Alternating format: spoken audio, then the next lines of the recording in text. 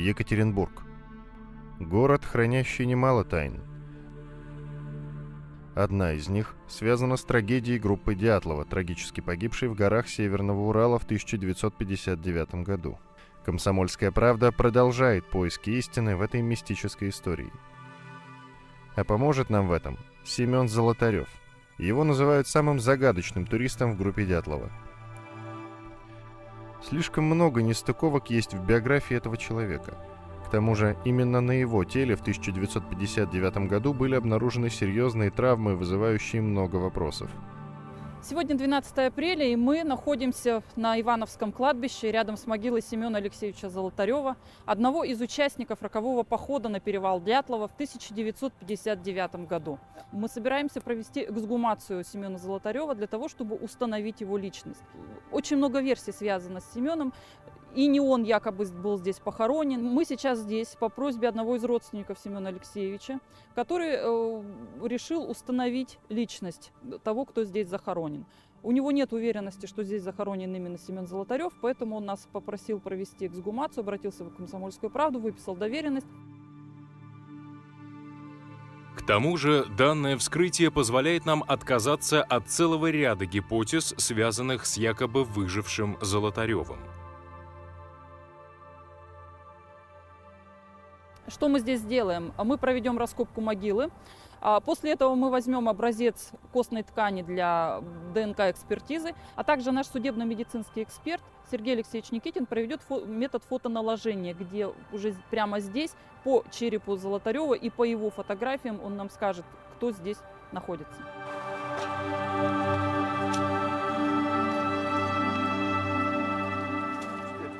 Семерых погибших туристов в 1959 году похоронили на Михайловском кладбище Свердловска. А Семена Золотарева и Юрия Кривонищенко почему-то захоронили отдельно, на Ивановском погосте. Их могилы рядом. Недавно родственники Золотарева собрались было поставить Семену памятник вместо обветшалого грубого обелиска, увенчанного звездой.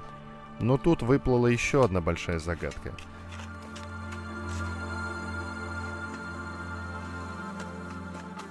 Оказалось, что Семена Золотарева вообще нет в списках похороненных на Ивановском кладбище.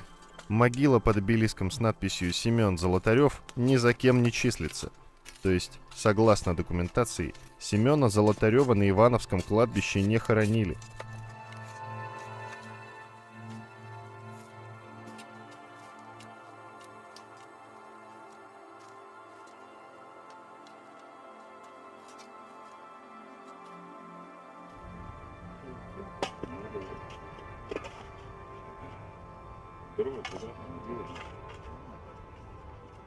Докопались до костей. Гроб деревянный был, сгнил полностью. Косточки собирают по всей могиле. По воспоминаниям, его хоронили в цинковом гробе, так вот от цинка нет и следа.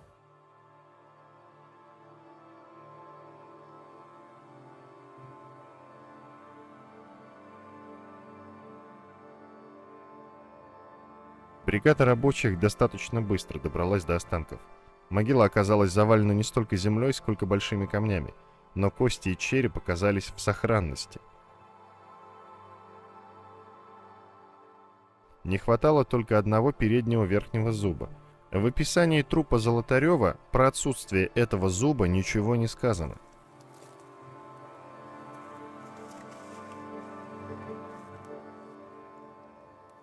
Наш судмедэксперт сразу определил, что останки мужские. На момент смерти мужчине было 35-40 лет, и был он курильщиком со стажем, что четко видно по его зубам. Ключица. Она вроде целая. Ничего нет. Первое ребро.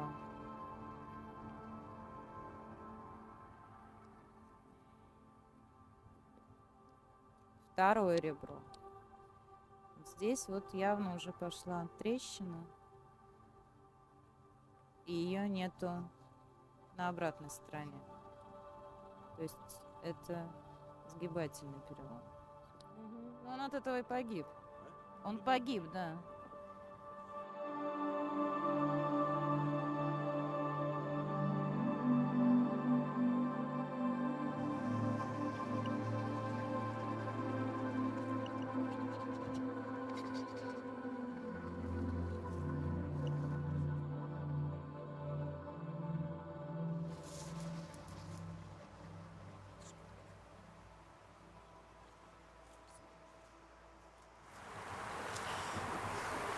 Сергей Алексеевич, вы нам прокомментируете, вот что сейчас вы делаете?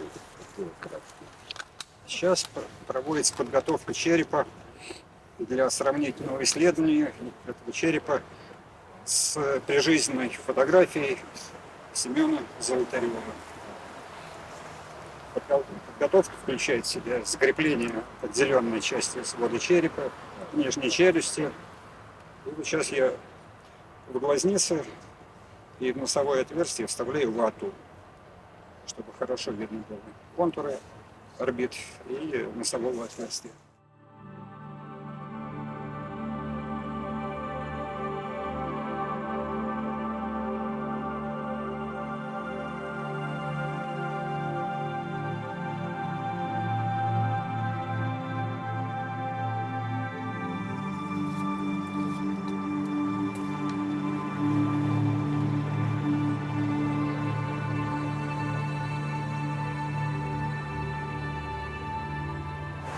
Понятно. То есть, согласно методу Новый. фотоналожения, Да, у нас да, да. полное совпадение. Да, Черепа. Да. с ликом точек, Семена Золотарева. контуров, черепа и вся. Если качественный череп и качественная фотография, здесь оценка такая же, как и результатов генетической экспертизы, понимаете? Ну, я думаю, прежде всего интересует, Золотарев это или не Золотарев. Ну, как показали результаты фотоналожения, совпадение стоматологического статуса с тем, что было отмечено в 1959 году, у нас практически сомнений в том, что это останки Семена Золотарева, ну, не осталось. На 99 и более процентов это, конечно, Семен Золотарев. Что касается переломов ребер, то в 1959 году у него были зафиксированы переломы 2-6 ребра по окологрудинной и подмышечной, ну, одной из подмышечных линий. То есть 2 линии перелома. Да. Так. Что мы имеем при исследовании значит, вот этого скелета останков? Действительно, вот это у нас 2-е ребро, оно сломано по подмышечной линии. Ну, скорее всего, это заднее подмышечное, хотя было отмечено среднее, но эксперт при вскрытии, он не всегда точно может определить, заднее это среднее подмышечное, но ориентировочно это подмышечная линия. То есть мы видим, что соответствует перелому по подмышечной линии и перелому по окологрудинной линии, потому что этот кончик, он находится, ну, недалеко от грудины, но фрагмент отсутствует, он, видимо, в могиле остался, потому что очень маленький. Вот это 3-е ребро. Мы видим, что имеется также перелом по подмышечной линии сгибательного характера и перелом по окологрудинной линии разгибательного характера. То есть вот здесь как раз 2-я линия перелома. Да. Вот здесь она проходит. И это характерно, вот такой механизм, то есть каков механизм образования подобного перелома ребер. Это, прежде всего, ну, самый главный фактор – это сдавливание. Сдавливание грудной клетки в передне-заднем направлении. Когда ломаются ребра по одной из подмышечных линий, а то, что вот здесь разгибательное, это говорит о том, что край вот этого предмета, твердого, массивного предмета, он приходился как раз на окологрудинную линию. И ребра, они, перелом носил характер разгибательного. Понимаете, да? Да. Значит, берем 5-е ребро, и опять мы видим перелом по одной из подмышечных линий. То же самое, как в предыдущем случае. Вот здесь вот имеется переломчик, но отломок, видимо, тоже остался, ну, не видимо, а точно остался в могиле, и тоже рядом с окологрудинной линией.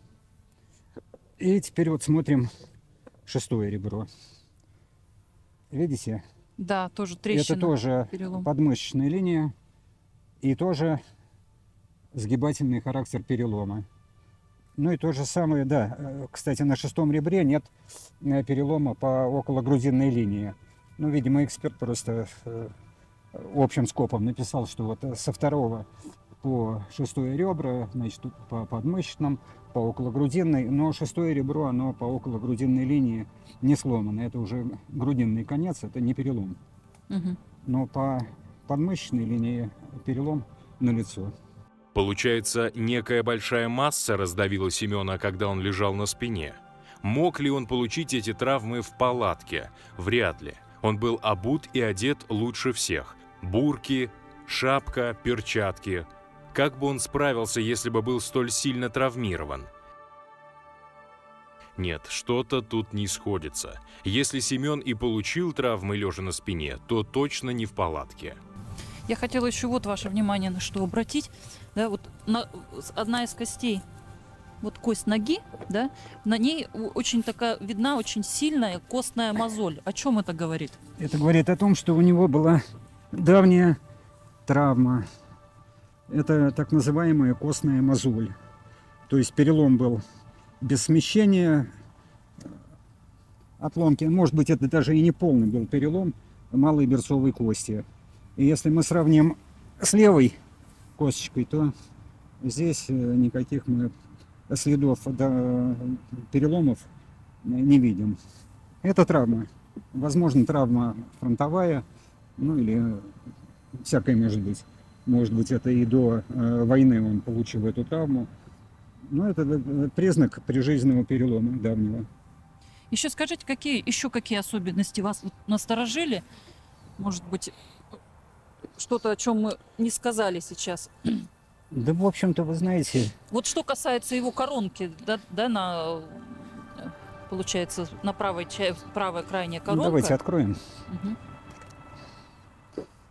Так. Ну, коронки здесь изготовлены из нержавеющей стали. Ну, это, в общем, обычные распространенные коронки. Ну, такой неплохой работы, достаточно качественная работа. Ну, это обычная нержавеющая сталь.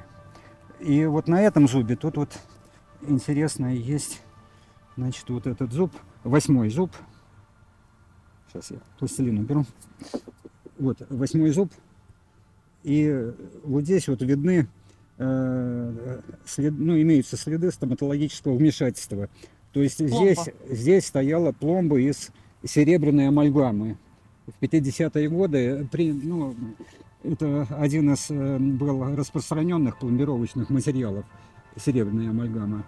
И вот если посмотреть с увеличением, там такие блестящие шарики, Да, видите? да, вижу. Это вот серебряная амальгама, и, возможно, разрушение ее, часть этого разрушения произошла уже в условиях захоронения. Интересная очень стоматологическая работа. В каком отношении она интересная? То есть, судя по всему, оставался еще корень 7-го зуба, это 7-й зуб на этом месте находится. И на этот корешок стоматолог решил поставить пломбочку. Вот она маленькая такая, такая подвижная. Вот, видимо, просто чтобы дополнительно еще, как говорится, поверхность жевательная была, решил врач сохранить. В общем, можно сказать, что не Семен удалять. берег зубы свои. Да. Следил за зубами. Ну и, кстати, значит, вот наличие вот этих коронок из нержавеющей стали, оно тоже соответствует описанию 59-го года трупа, который был опознан второй раз уже, да, как Золотарев, и там тоже отмечены пломбы из нержавейки. Когда вы осматривали челюсть, вы говорили, что курил при жизни. Да, курил. Как вы это определили? Это очень несложно сделать, если посмотреть вот этот вот коричневатый налет Угу. на внутренней стороне зубов, он характерен для курильщиков. Угу. И остается, даже если человек бросил курить, все равно он достаточно продолжительное время остается налет, несмотря на зубные щетки, порошки, такого въедается. А теперь внимание. Как вспоминают родственники Семена, он никогда не курил. Никто не видел его с сигаретой в зубах. В могиле зафиксированы костные останки, а значит, вряд ли Семен выжил на перевале. Семена Золотарева хоронили не в цинковом гробу. На его останках не было радиации.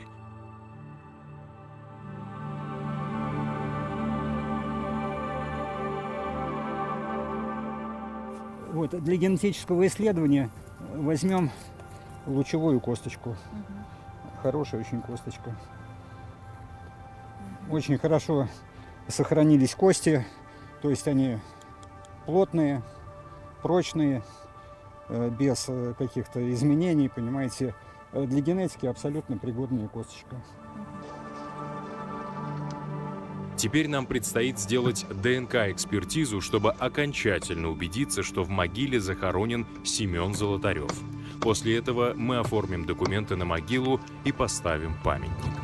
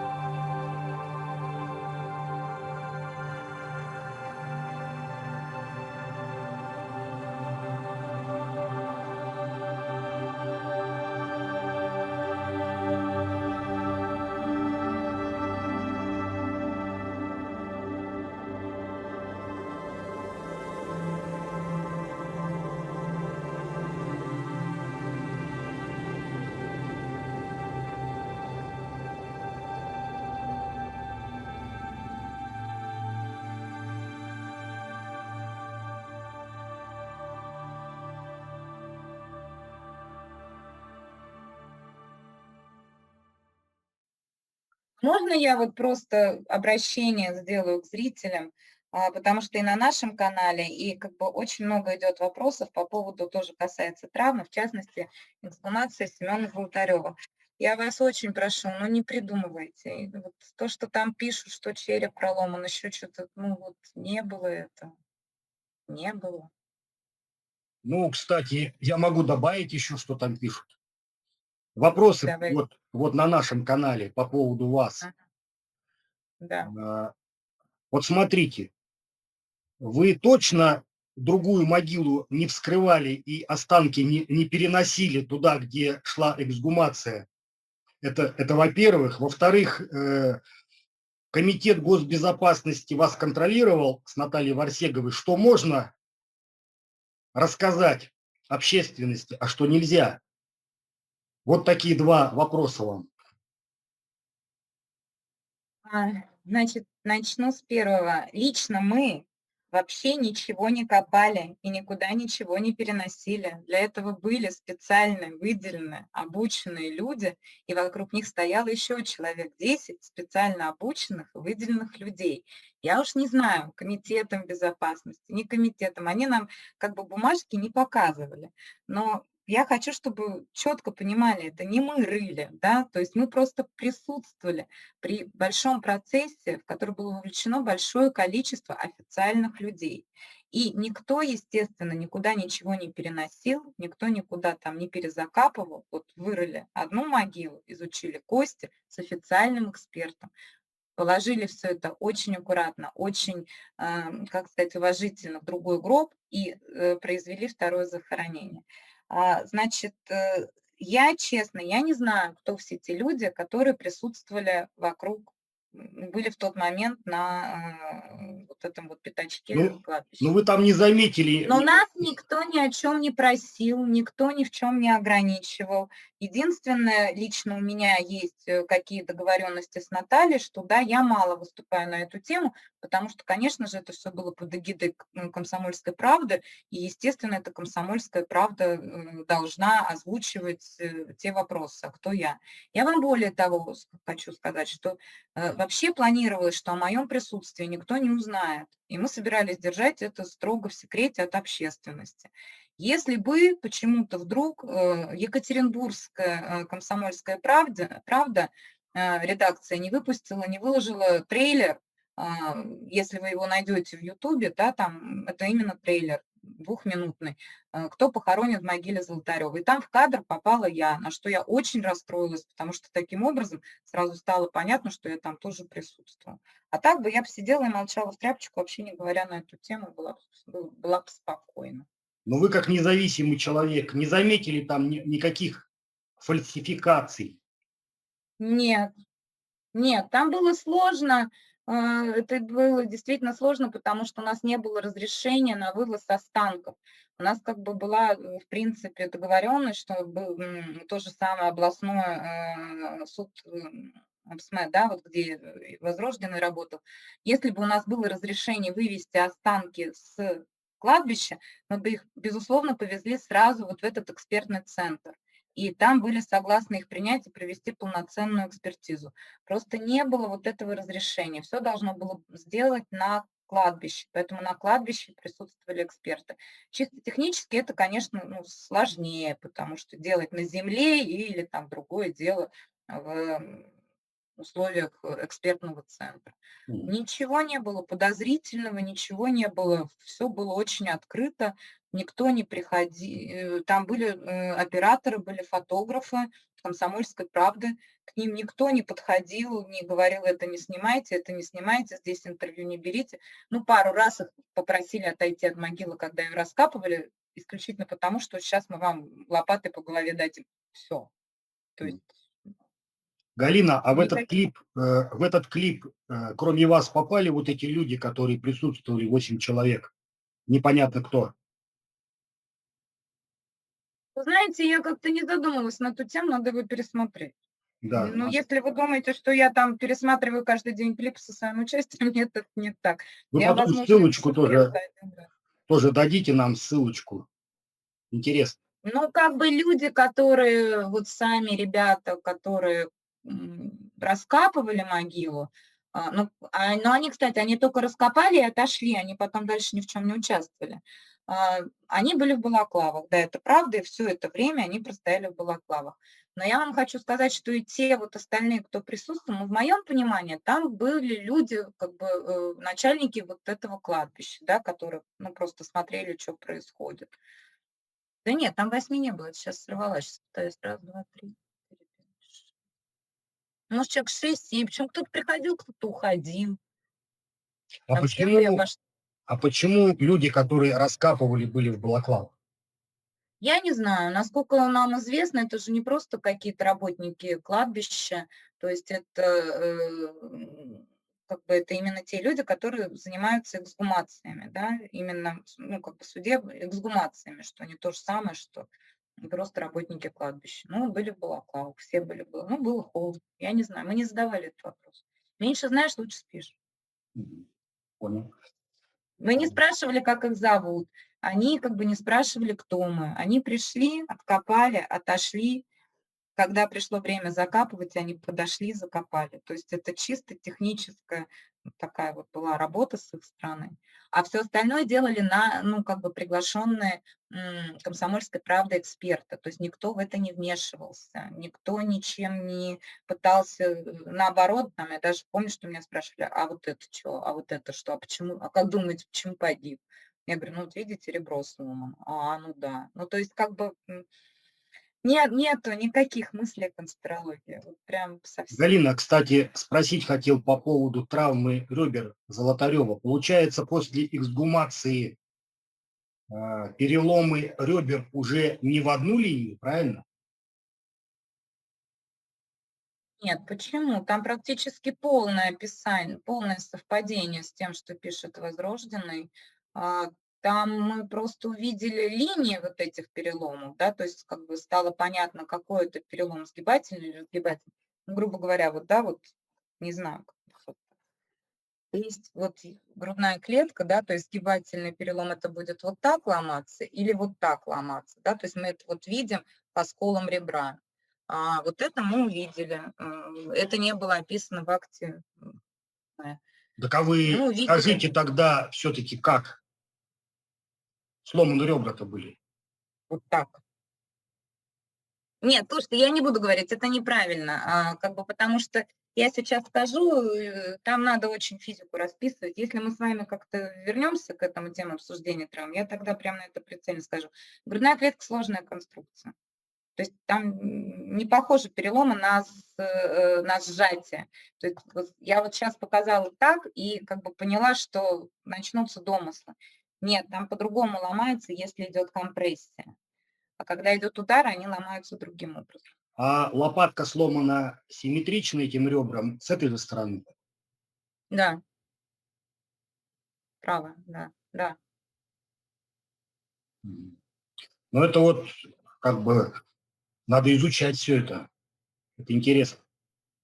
Ну, опять-таки, «Комсомольская правда», они пытаются, и в нашем же ролике, по-моему, ролике, у меня уже информация да, Наталья говорила, что они пытались обратиться, но, к сожалению, по фотографиям, как бы они хорошо не были сняты, полную экспертизу провести нельзя, то есть это нужны сами кости, и они там под микроскопом очень глубоко, очень длительно должны вот изучать клетки, вот все, тогда они точно смогут сказать про механизм травм. К сожалению, как бы у нас не было разрешения на вывоз тела, то есть это надо перевести кости, опять-таки, в центр. У нас не было этого разрешения. Что будет дальше, не знаю. А кусочек для ДНК же взяли? Да, но там же взяли не ломаную кость. Ладно, спасибо. Не Галина, за что, вам спасибо. спасибо. Всех благодарим, всех зрителей, кто досмотрел до конца. Да, спасибо. Обязательно перейдите на канал Галины Сазоновой, кто еще не И знает. Наталья Варсегова. Да, это две очаровательных женщины, прям выдают такой потрясающий материал. Здравствуйте, «Комсомольская правда». У микрофона Антон Челышев и специальный корреспондент комсомолки Наталья Варсегова. Наташа, приветствую тебя. Взаимно приветствую. Давно не было свежих выпусков программы, и нужно, наверное, объяснить слушателям, почему. Ну, на самом деле это было абсолютно оправдано. Да, мы готовили одну очень большую акцию, ну, даже не акцию, так можно даже назвать это процедурой, мы готовили событие, я бы даже сказала, да, мы действительно готовили большое событие. И мы об этом говорили нашим слушателям, естественно, не проливая никакого света, ни одного люкса света на суть этого мероприятия, но сейчас, когда оно уже началось, о нем можно сказать. Что это, Наташа? Но для начала давайте я вкратце напомню, что такое тайна перевала Дятлова и почему мы об этом, собственно, разговариваем. Зимой 1959 года, в начале февраля, на Северном Урале пропадает группа из 9 туристов, которая ушла в поход под руководством Игоря Дятлова.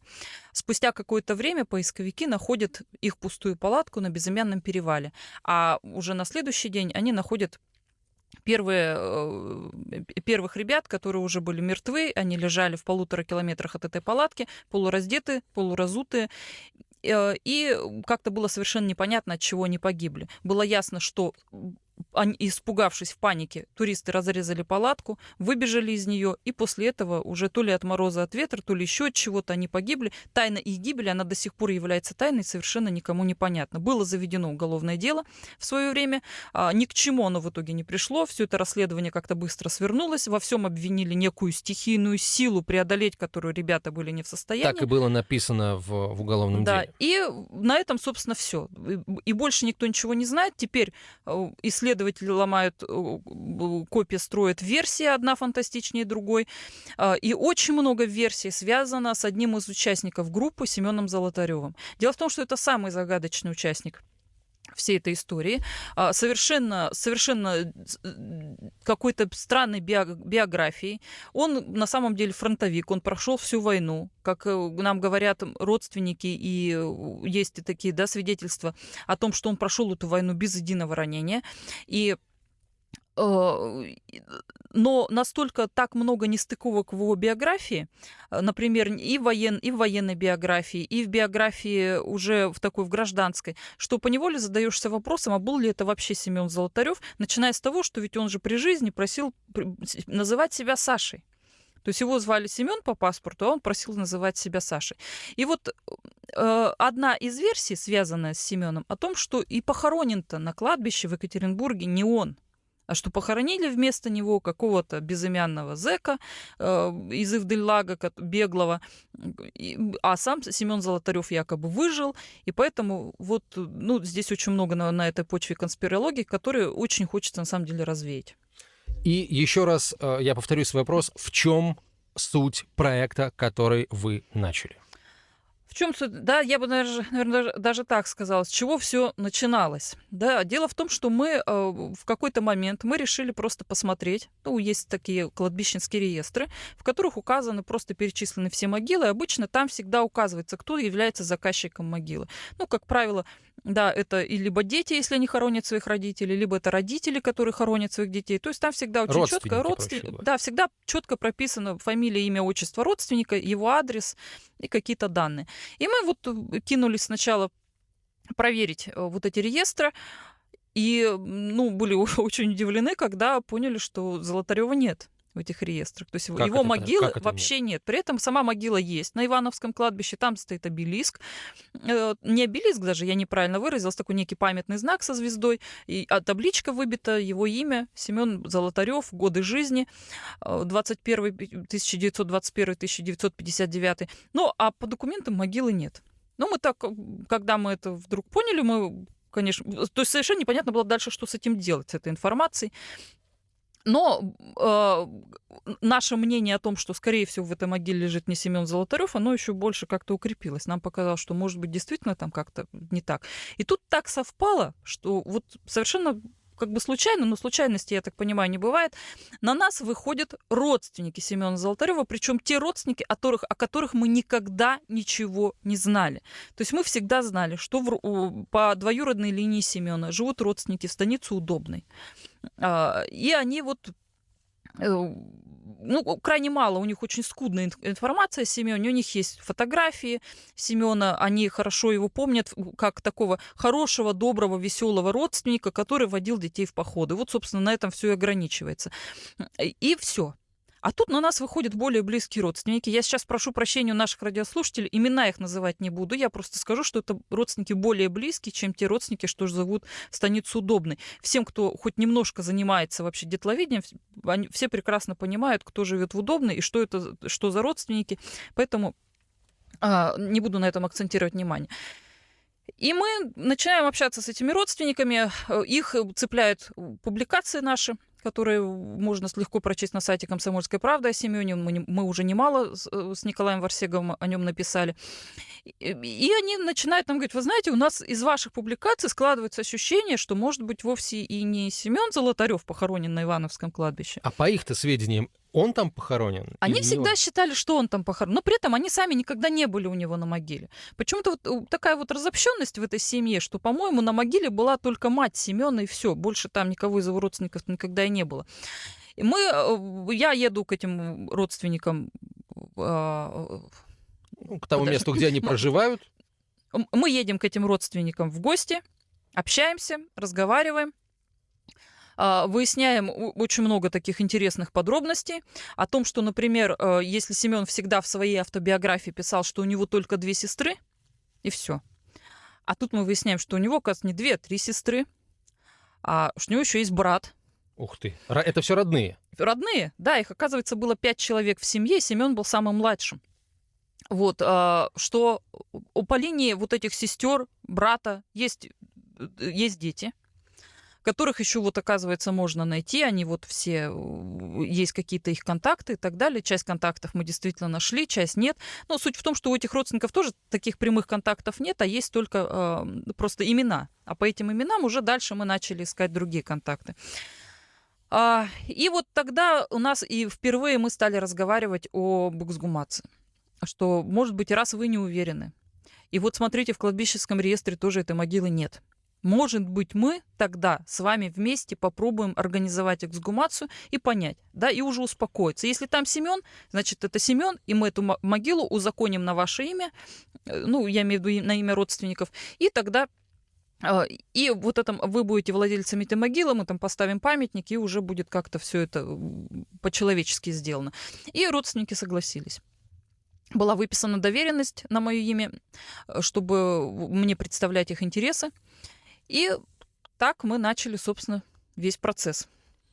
Еще раз, так все это начиналось. Этот серьезный очень проект, это эксгумация тела, захороненного под именем Семен Золотарев на Ивановском кладбище города Екатеринбурга. Сама эксгумация состоялась уже?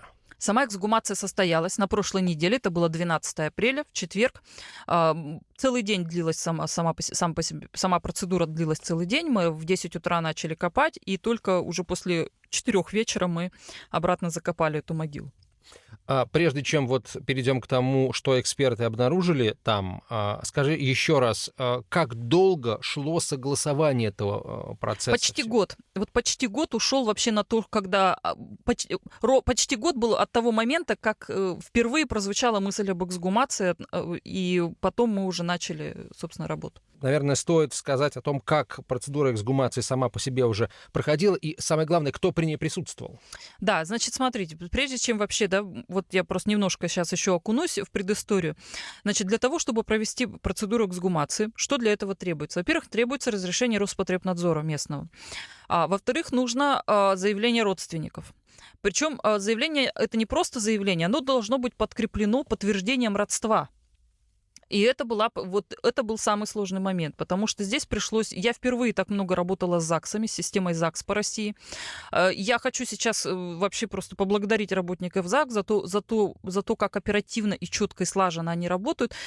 Пожалуй, вот такая очень редкая структура, когда здесь конкретно вот есть бумажка, тебе бумажку выдают. Нет бумажки, тебе никогда никакой бумажки не выдадут. И какие-то там взятки предлагать, ну я сейчас так, да, образно шучу, или там как-то пытаться идти договариваться, бесполезно. Здесь структура работает четко по закону. Вот это, конечно, меня просто удивило очень сильно. Я впервые вообще с таким столкнулась. И здесь надо было доказать родство. Разумеется, у родственников, которые к нам обратились, никаких доказательств родства с Семеном не было. Вплоть до того, что там не было ни свидетельства о рождении, ни Семена, а вот самого родственника. Ничего, ни каких-то данных по его родителям, там, да, чтобы дальше уже доказать, углубляясь, да. То есть это все пришлось восстанавливать? Это все пришлось полностью восстанавливать. И на восстановление этих документов ушло 5 месяцев. Вот просто это запросы в ЗАГС, это поездки в командировки и так далее. Потом, что нам нужно было еще иметь на руках? Обязательно надо было иметь на руках свидетельство о смерти Семена Золотарева, которого, разумеется, тоже ни у кого нет. Его тоже нужно было восстанавливать. И тут была круговая порука, потому что для того, чтобы получить свидетельство о смерти, нужно было подтвердить родство этого родственника с Семеном Золотаревым. Для того, чтобы подтвердить родство, нам нужно было свидетельство о смерти. Слава богу, благодарим ЗАГС Краснодарского края, нам помогли там решить эту проблему и разорвать эту круговую поруку, и мы в итоге получили документы. Но это вот, я еще раз повторюсь, это длилось почти 5 месяцев. Все остальные документы мы собирали уже гораздо быстрее, это все было проще, в том числе и гораздо проще было взять мазок изо рта на ДНК-экспертизу у этого родственника, потому что, собственно, он был только за. Вот. Ну и следующий момент, нам нужно было получить образец костной ткани для ДНК-экспертизы уже, собственно, самого Семена Золотарева, и тут нужно было вот копать могилу. Здесь нам помогла служба городских кладбищ города Екатеринбурга, который, собственно, отвечает за весь этот процесс. Нам помогла мэрия города Екатеринбурга и лично Евгений Ройзман, мэр, который просто тоже нам оказал помощь вот во всех этих договоренностях между чиновниками и так далее. В итоге вот нам позвонили и сказали, что да, мы разрешаем вам саму эксгумацию. И 12 апреля мы приехали на кладбище. Кто присутствовал там? Значит, присутствовал эксперт. Это очень известный эксперт в России, и не только в России, за рубежом. Он очень много работал по царским останкам с 91 года. Он очень такую очень большую работу проделал. Он в свое время эксгумировал генерала Капеля в Шанхае. Ух ты! То есть он такой, у него опыт эксгумации достаточно большой. Работает он в Московском бюро судебно-медицинской экспертизы, и зовут его Сергей Алексеевич Никитин. Очень я благодарна вообще за ту работу, которую он проделал, потому что это было сделано все очень качественно, быстро, в срок. Он такой метод применил прямо на кладбище, называется метод фотоналожения. Его применяют с 60-х годов прошлого века. Ни разу он еще, со слов Сергея Алексеевича Никитина, никого не обманул, этот метод. И вот этот метод мы применяли на кладбище. Что было сделано? Был сфотографирован череп. И здесь же на кладбище через фотоаппарат и компьютер по вот этой прямой связи изображение черепа было наложено на портрет Семена Золотарева. Фотографии репортажные с места, где эксгумация проходила, вот эта процедура проходила, вы можете увидеть на сайте «Комсомольской правды» в соответствующем разделе «Перевал Дятлова». Заходите, читайте публикацию, эти фото смотрите, да, Наташа? Вот, это я уже забежала вперед, конечно, рассказывая про метод фотоналожения. Когда приехала на месте было, значит, кроме эксперта, разумеется, были могильщики, бригада. Несколько молодых людей, достаточно таких здоровых и крепких, и это было абсолютно оправдано, потому что, как оказалось, могила Семена была завалена огромными булыжниками. То есть их, получается, они были не снаружи, а уже внутри? Внутри, там, да. под Их просто землей. выкапывали оттуда. Это огромные глыбы. Я даже, по-моему, это известняк, конечно, был, да, может быть, даже какая-то глыба даже, по-моему, была чуть ли не гранитная. Но там, как мне объяснили, там просто вся почва такая, поэтому ничего удивительного в этом нет. Хорошо. Но это было вот сам по себе процесс, конечно, завораживал, как они вот эти булыжники ворочали из могилы, значит, наверх. И, конечно, жутковато это все смотрелось. Мы прекрасно смотрели на все это и понимали, что ж там осталось-то вообще. Осталось ли там что-то, если он был в 60 лет придавлен такими булыжниками? Мы были 100% уверены, что Семен Золотарев был захоронен в цинковом гробу. Об этом говорили, об этом вообще, откуда это пошло, об этом как когда-то сказали родственники другого туриста Юрия Кривонищенко, который захоронен совсем рядышком, его могила с могилой Золотарева находится. Его брат сказал, что Юру хоронили в цинковом гробу. И есть еще радиограммы, они есть в уголовном деле, где тоже говорится, что тела с перевала доставляли в оцинкованных гробах. И мы были уверены, что, собственно, в цинке-то его и захоронили. Вне зависимости, там, да. это первые тела или те, которые Поэтому уже в бане к нам пришли знакомые Сергея Алексеевича Никитина, поисковики, которые тоже в свое время занимались поисками царских останков под Екатеринбургом. И они, собственно, принесли, чтобы вот... Для чего они пришли? Они пришли нам помогать открывать цинковый гроб. Они принесли с собой топор, ножовку по металлу, веревки, полиэтилен. В общем, вот кучу таких подручных средств, которые бы нам помогли открыть этот цинковый гроб. Значит, была с нами одна из очень известных исследовательниц. Мы, кстати, как-то даже она была у нас в эфире, Галина Сазонова, которая живет во Вьетнаме. Она специально прилетела для этой процедуры из Вьетнама сюда, в Россию. Почему, собственно, прилетела? Во-первых, эту процедуру эксгумации она помогала нам готовить. Мы, так как у нее есть, она, во-первых, медик по образованию, она хорошо, достаточно неплохо разбирается в травмах, я бы так сказала. И поэтому здесь было полезно ее присутствие тоже, как консультанта. Она и подсказывала, и смотрела, и тут же на месте что-то уже вместе с экспертом анализировала. Надо было видеть, это было очень так интересно смотрелось, когда они вместе с экспертом выкладывали скелет Семена Золотарева из найденных косточек. Конечно, процедура была очень такая кропотливая. Это прямо на месте там происходило? Прямо на месте все происходило, на фанерках они это все выкладывали. Это было, в общем, смотрелось, конечно, тоже завораживающе. Вот. Кто еще присутствовал? Присутствовали наши операторы, видеооператоры, присутствовал наш фотограф Алексей Булатов, это фотограф КП Екатеринбург. Для чего это все нужно было? Потому что вся процедура эксгумации по закону должна обязательно фиксироваться фото- и видеосъемкой. Поэтому это было условие обязательно. И, конечно, присутствовали с нами представители службы городских кладбищ, которые контролировали, собственно, весь процесс, чтобы мы ничего лишнего с кладбища не унесли. Ожидали вы, что тело Золотарева, его останки лежат в цинковом гробу, а оказалось? Первое, что вытащили из могилы после того, как закончили ворочать эти булыжники, вытащили подошву. Причем она так очень буднично вылетела просто из могилы, так наружу, раз, и подошва. И никто не обратил на нее внимания, потому что, мало ли, подошв валяется у нас под ногами всяких вот таких. Как-то все равно стоят и смотрят дальше. Следом за подошвой вылетает маленькая косточка. Это косточка от ноги Семена, вот именно ближе к пальцам, вот там эта косточка. Значит, вылетает косточка. И тут кто-то, понимаете, сама по себе картинка, конечно, была очень интересна. Кто-то из нас так совершенно тоже, косточка. И тут могильщики уже так из могилы. Так принимайте, мы ж начинаем выбрасывать. То есть они-то не раз уже проводили эксгумацию, они знают, в каком виде должен быть труп, а мы-то все гроб ждем. И тут мы понимаем, что да, оказывается, мы будем сейчас собирать по косточкам. Могильщики принесли, мы заранее заказывали небольшой гроб, такой деревянный. И вот мы выстелили в этот гроб полиэтилен и начали вот собирать туда косточки. Подошвы, значит, что получилось? Мы оттуда достали, что касается одежды. Ну, во-первых, никакого гроба не было, даже деревянного не было гроба, потому что там просто он был, видимо, деревянный, но он настолько истлел, что от него остались только щепки. Причем их очень мало было этих щепок. То есть никакого цинкового гроба нет? Нет. Гроб был, если и был, то был деревянный. Топор нам доставать не пришлось. Значит, от одежды были 2 подошвы, 2 пуговицы черные и веревочка. Похожа очень на шелковую, но мне кажется, она не совсем шелковая, а такая, причем очень интересная, эта веревочка тоненькая, беленькая, она совершенно не истлевшая. Как мне сказали работники кладбища, этой веревочкой связывают руки покойнику. То есть вот она, почему-то эта веревочка осталась, хотя больше вообще из одежды ничего не осталось. А все остальное это были кости. Причем кости вот совершенно по частям. Каждое ребро отдельно, все позвонки отдельно, все кости ног отдельно, рук отдельно. То есть вот все отдельно, и даже череп, и тут челюсть отдельно, потом череп, еще и срезанная крышка отдельно от этого черепа, потому что его в 59 году вскрывали, эксперт возрожденный, и вот по правилам нужно отрезать крышку черепа. И вот, в общем, все было по отдельности. И вот мы это все собрали, эти косточки вместе. И после этого, вот я уже говорила, что Галина и эксперт, они выкладывали этот скелет анатомически правильно. Нас удивила очень коронка, да, на челюсти Семена Золотарева справа. И как нам объяснил эксперт, это фальш-коронка, надетая на корешок зуба для того, чтобы вот якобы спасти этот зуб. Но, как он сказал, это вот такая одна из версий, да, что это может быть так.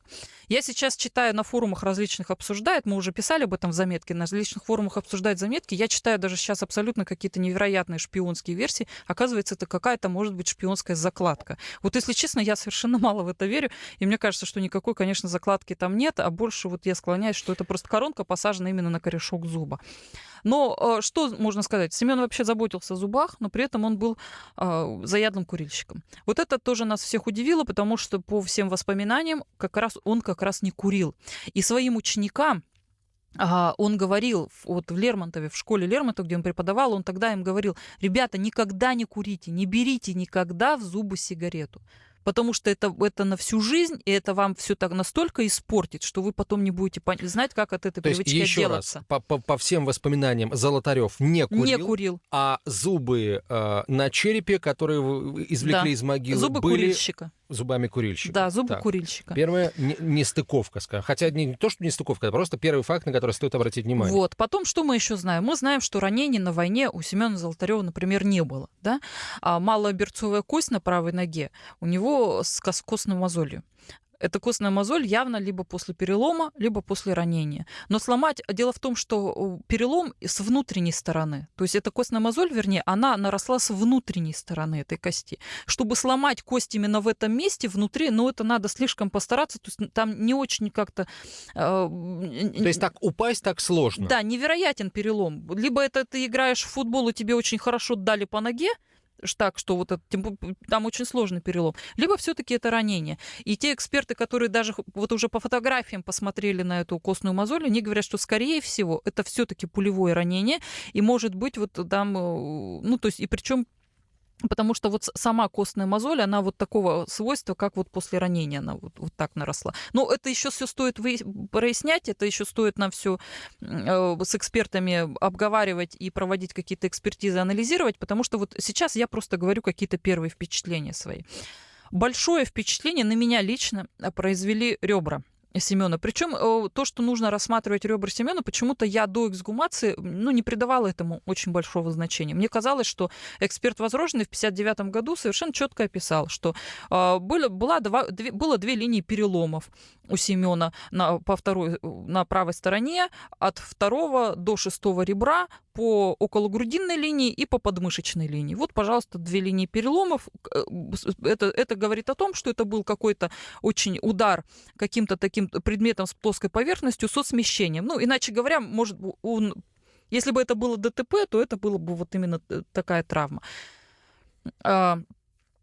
И тут мы видим перед собой ребра и совершенно четко понимаем, что да, переломы на этих ребрах есть, но они не на каждом ребре одинаковые. Только 3 ребра, у 3 ребер одинаковый перелом, то есть они полностью сломаны. Вот именно... Как описал эксперт возрожденный. Как описал эксперт. Вот именно по одной линии они полностью сломаны. У других ребер трещины. То есть там не переломы, а трещины. Плюс ко всему, по второй линии, по окологрудинной линии, там тоже нет сплошной линии переломов, там только на 2 ребрах перелом. То есть вот это... Почему я так акцентирую на этом внимание? Потому что это значительно меняет силу удара. То есть это характеристика удара совсем другая. И уже то, что вот сейчас может быть, нас слышит кто-то из экспертов, из судебно-медицинских экспертов, кто занимается травмами ребер, я очень прошу вас откликнуться, потому что мы бы тогда дали бы фото и видеоматериал для того, чтобы вы смогли проанализировать эти моменты. Все наши контакты есть на сайте «Комсомольской правды», ну и можно там сейчас назвать адрес электронный konata@kp.ru. konata@kp.ru. Да, в одно слово «Коната», 6 букв. Вот, если вот будет у кого-то из экспертов желание, напишите, мы уже будем с вами дальше более предметно разговаривать. Вот это что касается того, что мы увидели на первый взгляд. Да, дальше был метод фотоналожения. Очень долго к нему, кстати, готовились, потому что череп пришлось мыть. Мы по договору не имели права вывозить что-либо с кладбища, поэтому на месте нам пришлось мыть череп. Хорошо, ты знаешь, нам повезло очень с погодой. Была очень солнечная погода, поэтому нам удалось очень быстро еще и просушить череп. А иначе пришлось бы искать какие-то варианты, где и как просушить его феном, потому что с мокрым черепом эксперт работать не может. Вот. Дальше он склеил череп, потом вот крышку черепа, он посадил все на пластилин, все это разместил, достал компьютер, фотоаппарат и начал вот это фотоналожение. Фотоналожение, я думаю, что, знаешь, мы на следующую программу пригласим Сергея Алексеевича к нам сюда в студию, он подробно нам расскажет, как это все было. Но как вот я знаю из того, что он мне рассказывал, по 24 опорным точкам проводится фотоналожение, 24 точки на фотографии, и по этим же точкам накладывается череп. Так вот, очень интересный сам по себе вывод. Я даже не буду говорить сейчас, да, что получилось, какие итоги этого метода, потому что у меня нет пока на руках акта. Вот этой судебной акта, вернее, от Сергея Алексеевича Никитина, где конкретно он уже свои выводы делает. Вот как только будет акт, мы Сергея Алексеевича сюда пригласим и вместе расскажем. Вот, что было дальше? Собственно, после этого уже было само захоронение. Мы обратно положили все останки Семена Золотарева в гроб, вот в тот гроб, который мы привезли новый. Взяли на ДНК-экспертизу одну косточку, так как это и было положено. И, собственно, на этом все. И после этого уже могильщики все это закопали обратно. А на следующий день мы уже благоустраивали эту могилу, потому что, разумеется, она была в таком виде очень неприглядном. Там только памятный знак воткнули, так прикопали, и все. И надо было все это довести до ума, потому что нехорошо было так оставлять в таком виде. И мы уже на следующий день вот потратили полдня на то, чтобы обвернуть обратно все гранитные глыбы, поставить, нормально укрепить памятник и так далее, земли насыпать. Ну, это, в этом нам, разумеется, все кладбищенские работники помогали. Они, собственно, все это и делали. Мы вот контролировали сам процесс. Вот таким образом, вот, собственно, прошла сама эксгумация. В нормальном, хорошем таком темпе, в хорошем настроении. Было даже ощущение, что все прошло как-то очень гладко, что крайне не характерно для Семена Золотарева, потому что как только ты начинаешь что-то копать по его биографии, обязательно какие-то препятствия, обязательно какие-то нестыковки. Я вот даже... Вот что я забыла рассказать и упомянуть, такой очень интересный момент. Дело в том, что в своей автобиографии Семен Золотарев везде указывает, что он родился 2 февраля. Это говорит о том, что в паспорте у него была указана дата 2 февраля, да, и он в этот день праздновал день рождения. Считается, что в день своего дня рождения он погиб. Когда я собирал документы, подтверждающие родство Семена Золотарева и его родственника, мне пришлось вот доставать церковные метрики, и выяснилось, что по церковным метрикам дата рождения у него 1 марта. Мы начали прикидывать. Вот с Николаем Варсеговым вместе так сели и стали прикидывать. Ага, наверное, это просто по старому стилю. Нет, 2 февраля, 1 марта не получается. Там потому что 14 дней туда-сюда никак не получается. А причем в метрике очень интересно указано, что 1 марта именно по старому стилю. То есть он по новому стилю уже, да, у него не 14 марта день рождения, явно не 2 февраля, хотя он 2 февраля явно он указывал уже по новому стилю день рождения свой, а вот конечно, именно 14 марта. То есть даже здесь, понимаете, настолько вот фигура неоднозначная, ни с датой рождения его до конца ничего не ясно, ни с его смертью. То есть вот такая вот интересная личность сама по себе. Сейчас главная задача — это дождаться результатов ДНК-экспертизы. Собственно, да. Вот, да, логичный вопрос, зачем мы это сделали? Во-первых, нам нужно установить личность Семена Золотарева. Это нужно родственникам для того, чтобы узаконить могилу, наконец поставить там памятник и уже успокоиться, что все сделано, все там точно лежит Семен Золотарев, и тем самым прекратить все инсинуации, конспирологические версии на эту тему, что там лежит не Семен. Все-таки надо доказать, потому что, я сейчас, конечно, так уверенно говорю, да, что там лежит Семен. На самом деле я в этом абсолютно не уверена. Мне просто очень хочется в это верить, потому что мне жалко, на самом деле, и родственников, и самого Семена, которого бесконечно вот обсуждают. в этой связи. Если вдруг окажется, что там будет не Семен Золотарев, тогда на самом деле это повод для возбуждения уголовного дела и для поиска, то есть тогда для выяснения, а кто же там тогда в могиле и где, собственно, тело Семена. Да, что тогда происходит. То есть это будет, конечно, такой момент очень интересный, как это все повернется и как мы дальше будем действовать. У нас, кстати, вообще изначально еще был такой вариант, что могила может оказаться пустой. И мы очень этого боялись, потому что это был бы самый тупиковый вариант. Тогда непонятно, где кого и как искать. Но благо могила пустой не оказалась. Второй момент. Нам нужно провести, вот по тем же ребрам, нам нужно провести экспертизу. И все-таки оценить и понять характеристику этого удара, и уже отталкиваясь от этого, понять, что же там все-таки произошло. На самом деле вот именно ребра нам могут дать какой-то ответ о том, что же произошло на перевале Дятлова. Мы провели радиологическую экспертизу. Правильно, радиационную экспертизу. В общем, у нас был с собой дозиметр, и мы замерили радиацию. Причем дозиметр был у нас не простой, который замеряет общий фон, а это был дозиметр, именно который замеряет разные бета, альфа, гамма излучения. То есть вот и мы это все замерили, это все есть. Теперь нам нужно расшифровать данные этой экспертизы, и мы тоже обязательно об этом напишем и расскажем здесь в эфире радио «Комсомольская правда». Мы обязательно, так как мы отсняли вот эту малую берцовую кость с ранением, мы обязательно попытаемся оценить с экспертами вот этот момент, от чего образовалась костная мозоль, и что это было, все-таки пулевое ранение или это был перелом. Я думаю, что это тоже к биографии Семена Золотарева добавит нам несколько штрихов. Ну вот как-то так, это вот если сейчас поверхностно об этом разговаривать. Ну и, разумеется, у нас будут еще результаты метода фотоналожения. Когда стоит ждать первых результатов? Я думаю, что по методу фотоналожения мы расскажем уже на следующей неделе нашим слушателям. Что касается ДНК-экспертизы, сейчас мы только ведем переговоры с экспертом. Я надеюсь очень, что с нами согласится работать один очень известный эксперт, который тоже давно зарекомендовал себя в области генетики. И если нам удастся его уговорить, то я думаю, что где-то через месяц-полтора мы уже расскажем о ДНК-экспертизе, о том, что она нам даст. Первая публикация об эксгумации и ее, конечно, пока очень предварительных результатах появилась уже на сайте. Я знаю, что ее тут же растащили на многочисленные форумы люди, которые интересуются этой темой, а их на самом деле очень много. Что пишет народ? Слушай, я вообще с большим интересом читаю то, что там пишут. Во-первых, есть один из самых известных форумов, пожалуй, тайна.ли. Он и посвящен тайне перевала Дятлова. Там очень много исследователей постоянно общаются, обсуждают что-то и дискутируют. И, разумеется, наша публикация не прошла мимо. Дело в том, что в мире вот исследователей Дятловской трагедии эксгумация Семена Золотарева — это очень громкое событие. Это, это практически сенсация. Поэтому тут очень такой момент очень громкий, и в то же время он оказался очень скользким, потому что есть те люди, которые действительно нас поддерживают и говорят, что да, Фарсеговы, «Комсомольская правда», вы молодцы, потому что вы сделали то, о чем многие говорили, но не понимали, как вообще к этому подступиться, как это делать.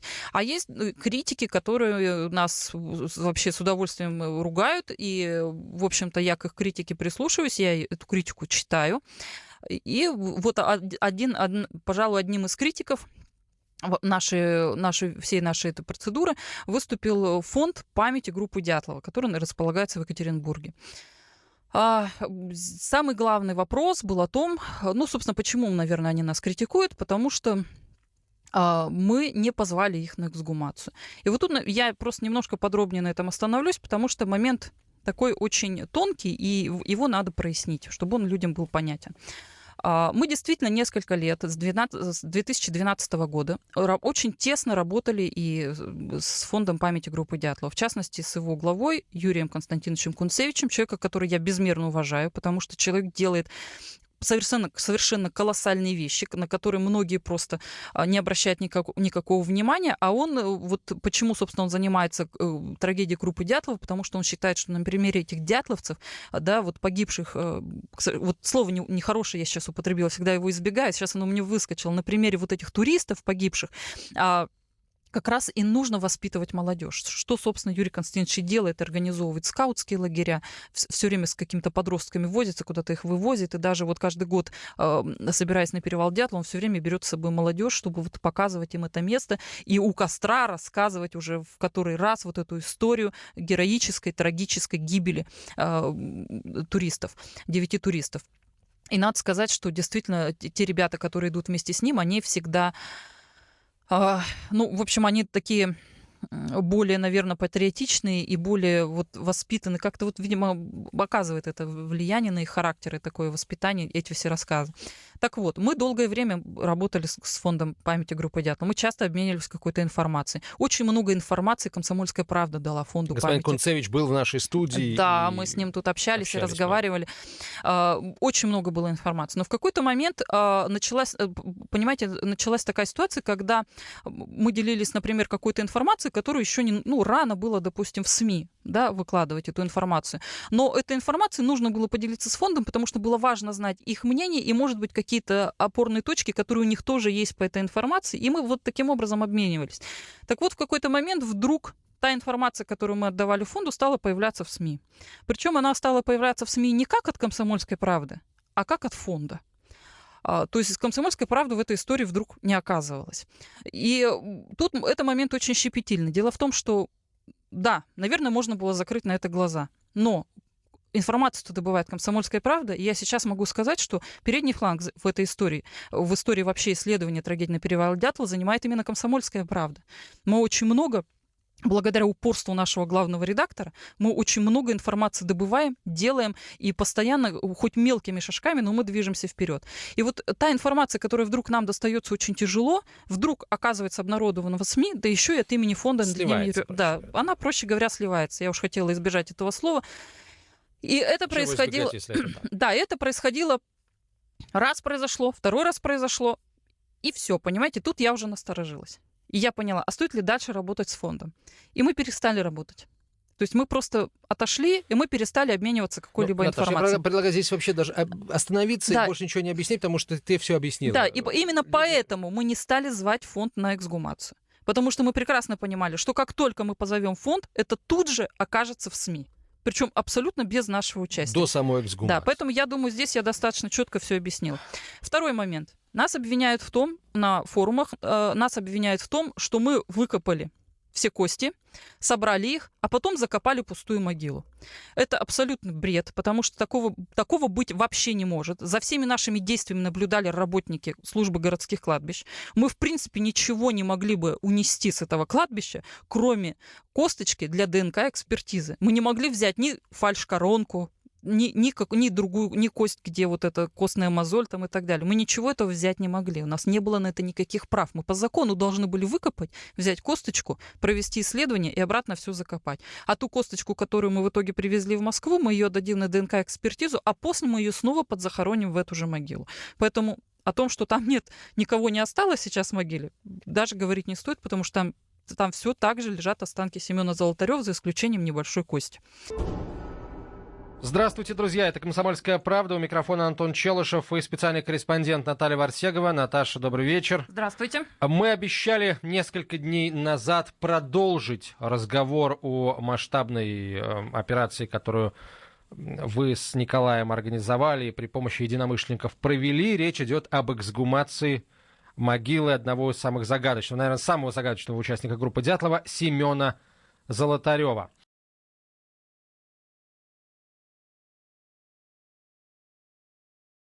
12 апреля был предпринят, наверное, один из самых грандиозных шагов вообще в нашем расследовании. Мы организовали и провели эксгумацию тела Семена Золотарева, одного из участников этой группы, одного из самых травмированных вообще туристов, потому что у него эксперт, который проводил вскрытие в 1959 году, обнаружил такие достаточно серьезные травмы. Проводили мы эту эксгумацию с целью установить его личность, потому что не совсем было понятно, кто захоронен в этой могиле. На эту могилу нет ни документов, она не зарегистрирована в реестре службы городских кладбищ города Екатеринбурга, поэтому по просьбе родственников мы пытались опознать вообще, кто там лежит. Эксгумацию у нас проводил судебно-медицинский эксперт Московского бюро судебно-медицинской экспертизы Сергей Алексеевич Никитин, и сегодня он у нас здесь в студии. Добрый вечер, Сергей Алексеевич. Здравствуйте. И И кого на- мы сейчас с тобой представим? Да, и на связи с нами по скайпу Галина Сазонова, исследователь трагедии, врач, которая очень давно занимается уже вот всей этой историей, очень многое знает. И она же, мы ее специально приглашали на эксгумацию в Екатеринбург, поэтому она была свидетельницей всего, очевидицей всего происходящего, и даже ассистировала Сергею Алексеевичу Никитину. И очень хорошо здесь. Галина, добрый вечер. Здравствуйте. Сергей Алексеевич, здравствуйте. Очень Здравствуйте, Галя.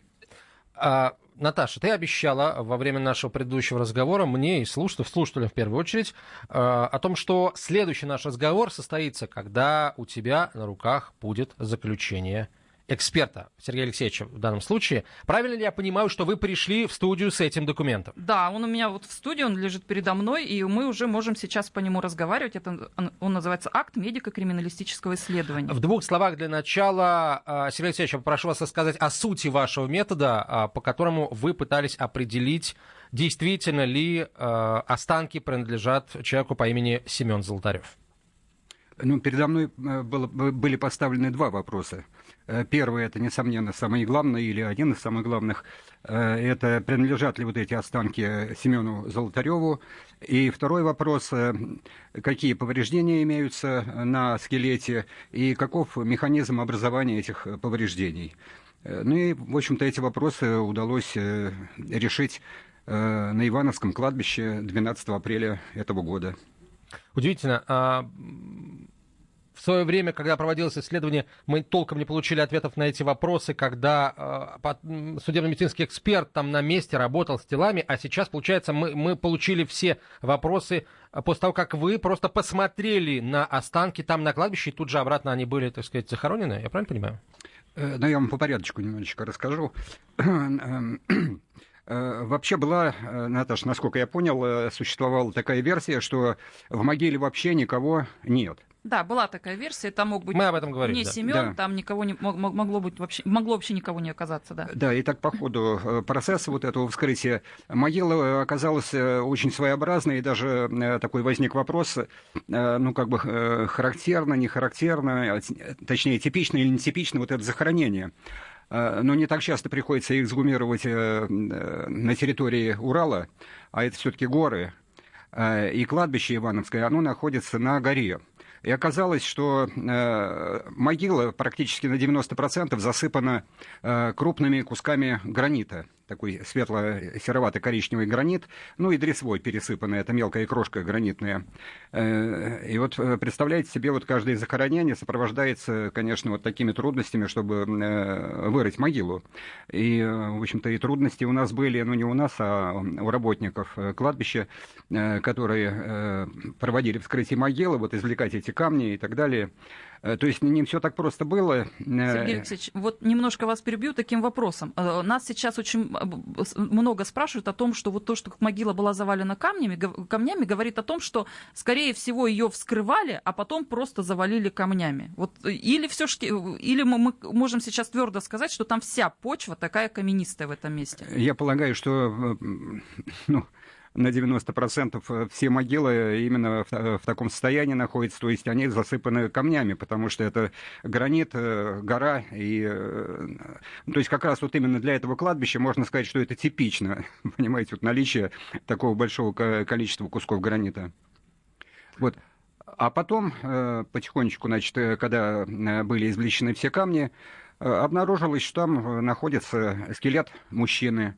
Ну, это потом я уже определил, что это скелет мужчины. Скелет, который лежит в положении на спине, ногами ориентирован на восток, то есть ориентация, ну, православная такая, хотя он не под крестом похоронен, у него нет креста на могиле, а есть красная звезда, но, тем не менее, похоронили его по православному, ну, позиция тела была восток-запад. После этого начали извлекать кости скелета. Приготовили 2 листа картона, и потихонечку я начал раскладывать в анатомическом порядке вот эти косточки. череп, ребра, грудина, ну и так далее, бедренные, больше берцовые, плечевые кости. Позвонки все выложил в нужном порядке. И вот здесь очень хотелось мне к месту сказать спасибо вот Галине, которая нам звонила, ну, которая сейчас с нами на связи. Она очень помогла. В каком отношении? Она врач, проходила анатомию и не забыла ее, и она очень хорошо разложила ребра.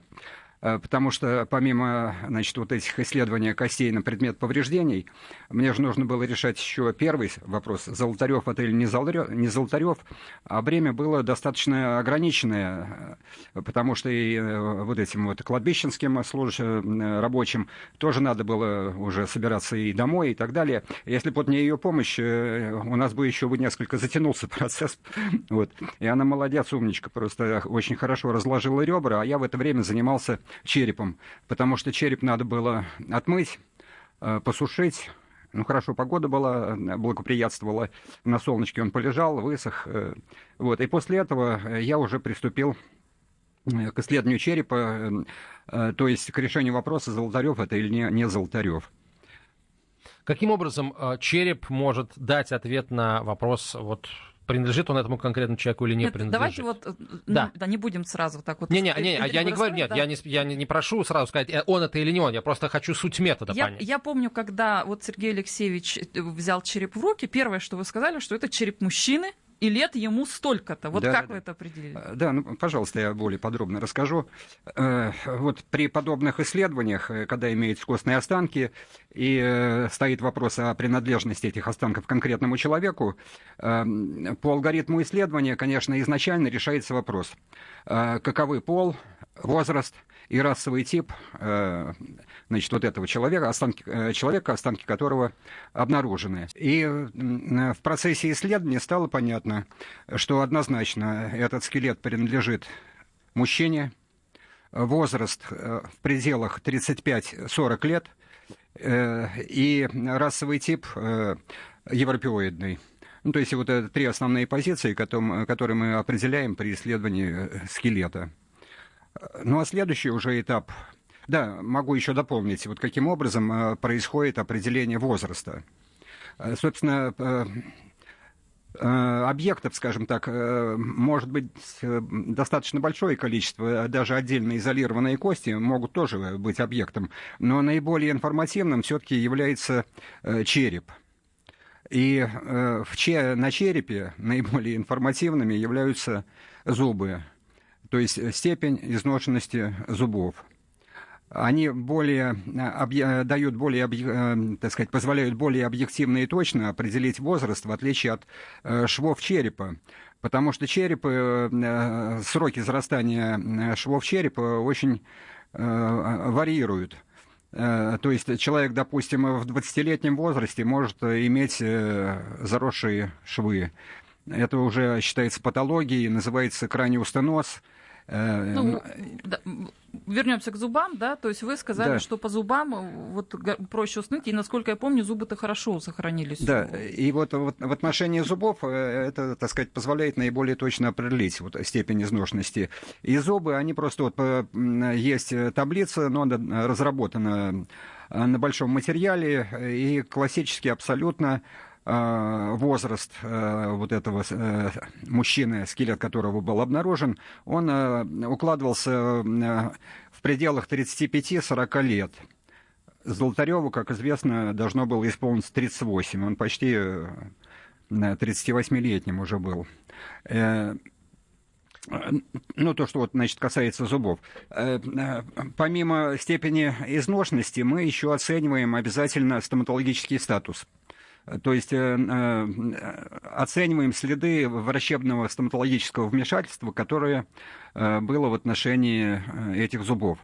И вы знаете, абсолютно точно состояние зубов, точнее, стоматологический статус точно соответствовал статусу, который был констатирован при вскрытии в 1959 году. То есть те же самые коронки из нержавеющей стали на тех же самых зубах, То есть вот это тоже мы отметили. Но там была одна интересная коронка. Да, она своеобразная была коронка. Это коронка 7-го зуба. Причем, значит, вот смежный зуб был, по-моему, на одном корне. А вот этот вот, ну, фальш, как бы мы его назвали, определили коронка, он как бы на втором корешке находился. Но это уже особенности ну, подхода каждого конкретного стоматолога в каждом конкретном случае. Видимо, он решил, что наиболее оптимально будет вот именно таким образом провести вмешательство. Может ли эта фальш-коронка быть некой шпионской закладкой? Уже такие версии есть в интернете. Но мы ее, к сожалению, не распилили, коронку, и могли бы, может быть, передатчик там увидеть. Но это, конечно, шутка, это понятно. Нет, это просто особенности стоматологического вмешательства. То есть решили максимально сохранить вот корешки, которые имелись, ну, чтобы человек мог более полноценно жевать. Я знаю, что у Галины заготовлен список вопросов, которые на форуме, являющемся профессиональным таким сообществом, исследователей, которые занимаются перевалом Дятлова, форум называется «Тайна Ли», и вот участники этого форума, они собрали вопросы специально для вас, и Галина сейчас, я думаю, озвучит хотя бы некоторые из них. Да, Галина, просим, пожалуйста. Да, здравствуйте. Ну, во-первых, я хочу поблагодарить за столь лестную оценку еще раз Сергея Алексеевича. Но единственное, хочу сделать акцент, что, конечно, я помогала только на первом этапе, когда там еще и очищали кости от земли, и работали и кисточкой, и всем остальным. И я делала такую вот предварительную фильтрацию костей, какие, что ребра, что, и откладывала в такие кучи. То есть, естественно, я не делала вот этой вот экспертной раскладки скелета. Это все делал уже Сергей Алексеевич. И, соответственно, как бы не моя это заслуга. То есть, да, наверное, вот отфильтровать чуть-чуть я помогала, но, в общем-то, вся остальная работа была, конечно же, не моя. Один из основных вопросов, куда делся передний зуб? Потому что тоже как бы версии на эту тему, ну, может быть, не то, что там был запрятан датчик, но то, что он был золотой, то, что его удалили, то, что мы его спрятали, в общем-то, они тоже звучат. Но, Сергей Алексеевич, вот как вы думаете, то есть можете ли вы что-то сказать, на каком этапе был потерян этот зуб? Это была прижизненная потеря или это была посмертная потеря? Вот это прокомментировать. Да, конечно, могу. Эта потеря произошла 12 апреля нынешнего года в процессе извлечения черепа из могилы. И он в эту дресву упал, но ввиду ограниченности времени у нас просто не было возможности его поискать, понимаете. Он там же в могиле остался. Ну да, причем хочу добавить, что мы пытались, то есть доступную землю мы пытались просеять в поисках этого зуба. Так, следующий вопрос. Такой, отметили ли вы какие-то другие повреждения черепа, например, перелом скулы или перелом, не знаю, там, костей свода черепа, или никаких травматических повреждений черепа не было? Череп поврежден не был. Вся травма пришлась, травматизация на грудную клетку. Значит, следующий вопрос. Очень удивляются, почему не остались даже не столько мягкие ткани, сколько волосы. Вы знаете, это очень частое явление. В каких-то могилах при определенных условиях волосы сохраняются. И даже не 60-летней давности, вот как в нашем случае, а, так сказать, по прошествии сотен лет прекрасно сохраняются волосы. Где-то они не сохраняются. Ну, то есть это, во-первых, химизм. Во-вторых, это, вы знаете, нужно знать, ну, вот эту вот как ее назовем, так сказать, фаулу, зоологию, да, тех жучков, паучков и прочих, вот, которые присутствуют в этом грунте, характерны для этого грунта. То есть они основное дело делают, понимаете, вот, разрушают, в частности, волосы. И еще был такой вопрос вот по поводу коронок и по поводу протезирования. Может быть, был бы у вас опыт, и, может быть, вы видели, характерны ли такие вот протезы для, например, постановки в местах заключения, где, наверное, не самая лучшая стоматология, или, в общем, это групповая работа, или это действительно хорошая, качественная работа стоматолога? Ну, вы знаете, это обычная работа, ну, несколько, можно сказать, выше среднего уровня. Ну, а так ничем замечательным она не отличается абсолютно. Ну, обычные коронки из нержавеющей стали. Предлагаю перейти сейчас к методу все-таки фотоналожения, к его результатам. Да, я думаю, что сейчас потом, наши радиослушатели а этого потом ждут. ребра, да? А потом, да, Ну, мы перейдем тоже к интересному моменту, это травмам ребер. Так, Сергей Алексеевич, что такое метод фотоналожения, который вы использовали? Этот метод фотоналожения был разработан в 1956 году. Юрий Михайлович Кубицкий, это военный российский, ну, советский в то время эксперт. И вот, ну, это вот человек, который, ну, единственный догадался, понимаете, что вот можно идентифицировать останки, ну, идентифицировать человека, наложив фотографическое изображение на изображение черепа. То есть, казалось бы, очень простая, с одной То стороны, есть вещь. получается, что ландшафт костей черепа такой же индивидуальный у каждого человека, как и черты лица. Так получается? Ну, примерно так. Но здесь именно происходит прямое наложение. То есть череп находится на подставке перед фотоаппаратом, а на видеоискателе, ну, еще во времена Кубицкого такой аппаратуры, как сейчас, не существовало. Это были такие аппараты гармошкой, изображение было перевернуто, и череп ставился перед объективом фотоаппарата, а на стекло видоискателя вот этого фотоаппарата, на матовое стекло, накладывался негатив фотографии. И путем вращения, перемещения черепа и отдаления, приближения его по отношению к объективу происходило вписывание вот этого черепа по точкам, сравнение контуров, и после этого констатация совпадения, значит, вот этих контуров и точек или несовпадения отдельных. То есть даже тогда, в 1956 году, за 3 года до гибели группы Дятлова, тогдашняя техника позволяла, да? Позволяла, конечно. Я представляю, конечно. ну там получается, что нынешняя техника, она просто не только позволяет ответ дать, да, но еще и там большую печать поставить и расписаться. Абсолютно верно. Практически так и было, да. По каким, вы говорите, там вы совмещаете по определенным точкам, что это за точки такие? Ну, основные точки — это вот ушные точки, точки углов глаз, подносовая точка, точка линии смыкания губ, подбородочная точка, контуры — это контур теменной, теменно-височный, височные, нижний контур лица, соответствующий, должен соответствовать нижнему контуру челюсти, ну и ряд других точек есть, там гонион еще, это наиболее выступающие точки, так сказать, вот на нижнем овале лица. Всего вообще, вот я в свое время решил подсчитать, какое же количество признаков можно максимально оценить, но при наличии, при определенном условии. То есть, если у нас имеется фотография лысого человека, если фотография качественная, и если череп не имеет существенных утрат, и тоже в хорошем состоянии. Но те же самые условия существуют и при проведении генетической экспертизы, потому что ДНК может в той или иной степени деградировать, а это, вы чувствуете, вот здесь параллель такая, исходное качество исходного материала. Все зависит от него. Вообще вот максимальное количество признаков, вот при тех условиях, которые я назвал, где-то около 24 можно оценить. В нашем случае сколько Да, было? дальше я сейчас скажу. В свое время, опять же, вот где-то в 2013 году, я подсчитал, какое количество признаков, потому что вот ничего как-то вот не додумался, понимаете, эксперты, как же подсчитать и вообще какое количество признаков нужно для констатации тождества или отсутствия вот этого тождества. Оказалось, что нужно при условии, что мы знаем, определили, что это мужчина, что это европеоид, что это человек в возрасте конкретном, ну, допустим, вот, около 35, в пределах 35-40 лет, нужно не менее 12 признаков. 11 признаков мало.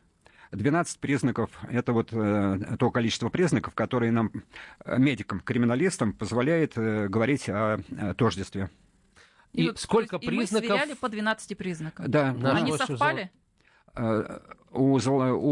Значит, вот после сравнения вот этого черепа и фотографии прижизненной Золотарева Семена было констатировано совпадение 12 признаков.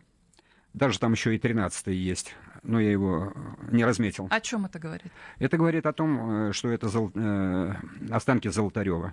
Итак, в могиле на Ивановском кладбище Екатеринбурга, согласно методу фотоналожения, похоронен Семен Золотарев.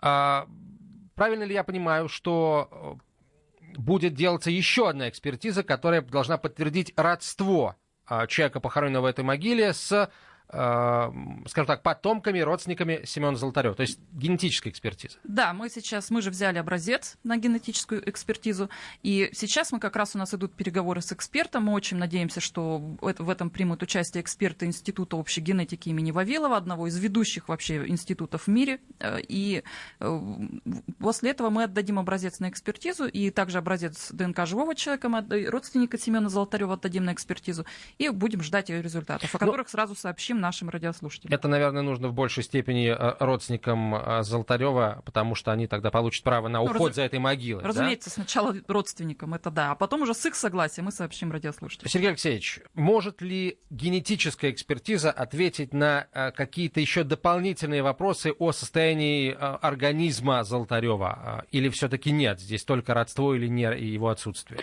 Вы знаете, для этого нужно поставить конкретные вопросы перед тем специалистом-генетиком, который будет проводить это исследование. Но для того, чтобы выявить, определить, констатировать, значит, имеется родство или не имеется, это такая достаточно один из самых распространенных вопросов, и он, скажем так, наверное, все-таки не самый сложный. Но вот специалист, который, если он возьмется все-таки за это исследование, это Евгений Иванович Рогаев. Я считаю, что это выдающийся генетик, причем мирового уровня, в тройке, если не более, значит, лучших генетиков. И если перед ним интересные какие-то вопросы поставить, расширив это исследование, он может вполне выявить интересные какие-то, скажем так, были какие-то предпосылки наследственных заболеваний у его будущего, допустим, если бы было потомство. Он ведь определил в свое время, что носителем гемофилии была великая княжна Анастасия. Это младшая дочь императора Николая II. Он тоже участвовал, как и я, участвовал в этих экспертизах как генетик. И оказалось, что Ольга, Татьяна и Мария, такого гена, гемофилии у них не было. И если бы у Анастасии родился мальчик, он тоже был бы болен гемофилией.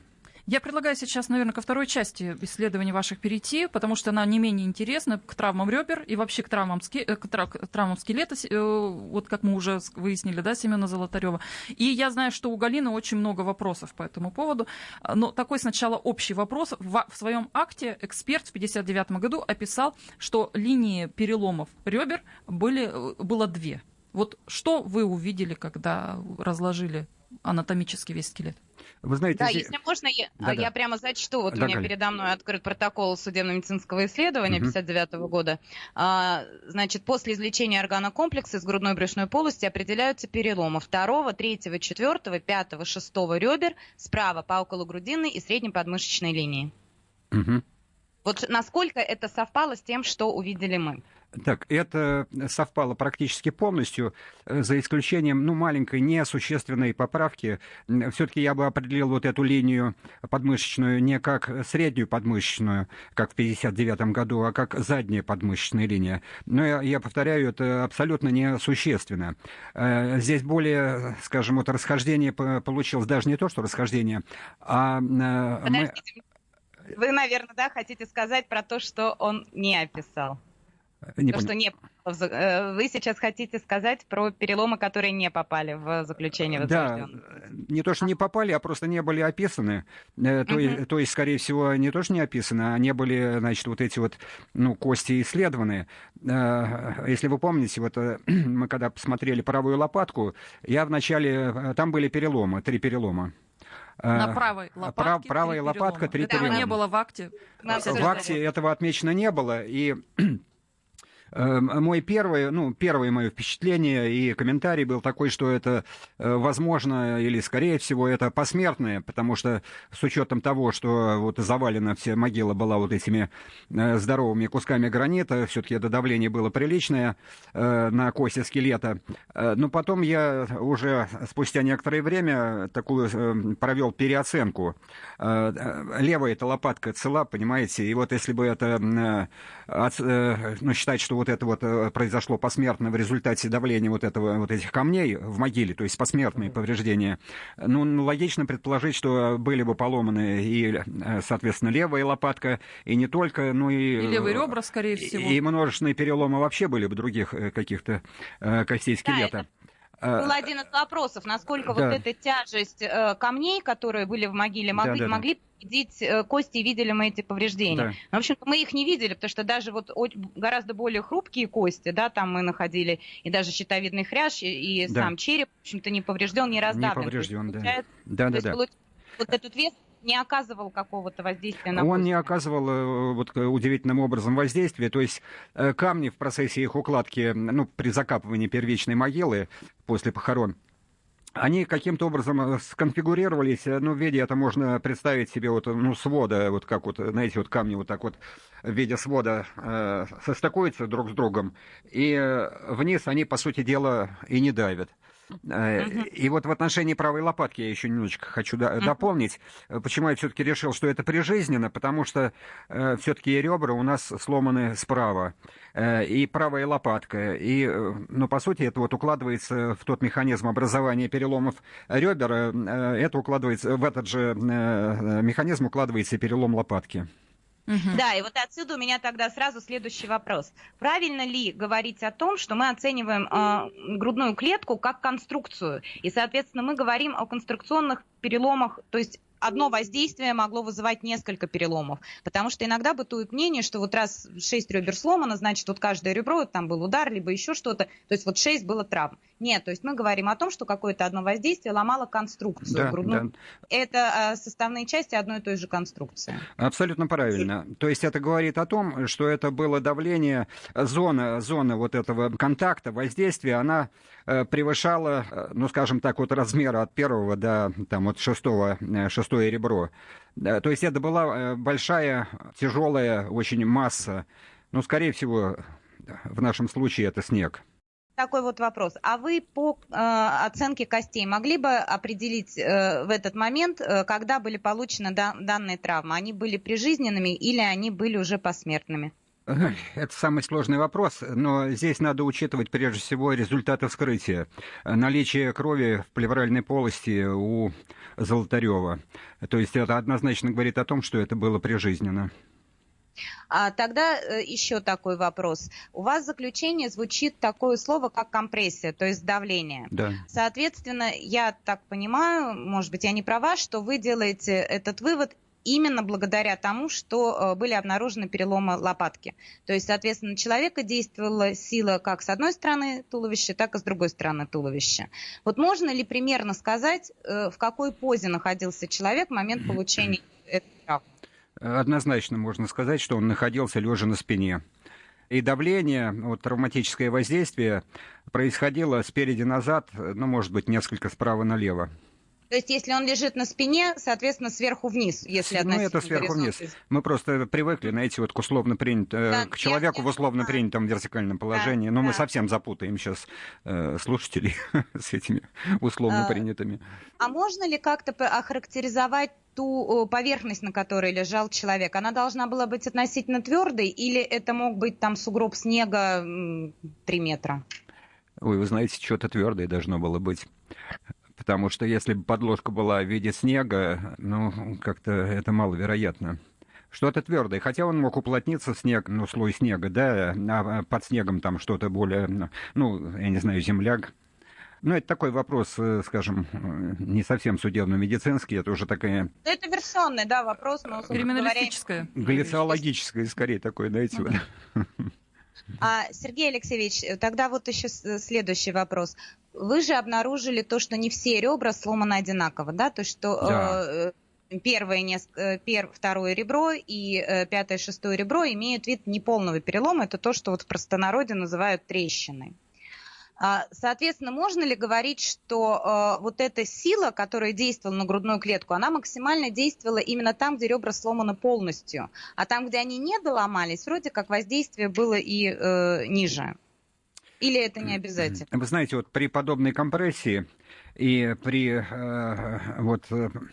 подобных переломах, которые мы констатировали, Ведь по подмышечной линии ребра сломались в результате чрезмерного сгибания. Это у нас называется сгибательный характер переломов, сгибательный. По окологрудинной линии характер переломов был разгибательный. То есть это свидетельствует о том, что человек, травматическое воздействие происходило в тот момент, когда он находился лежа на спине, и подсказывает нам направление воздействия, значит, вот этого травмирующей массы, я бы даже так назвал, потому что вот, как бы здесь предмет не очень подходит слово. Угу. А скажите, пожалуйста, это вот именно вариант, как вот сдавило бетонной плитой, или это может быть вариант так называемой ударной компрессии? Ну, так... Осталась ли большая масса лежать на человеке после того, как были нанесены первичные травмы? Галь, да, ты свои вопросы как-то человеческим языком, потому что даже вот нам тяжело здесь слушать.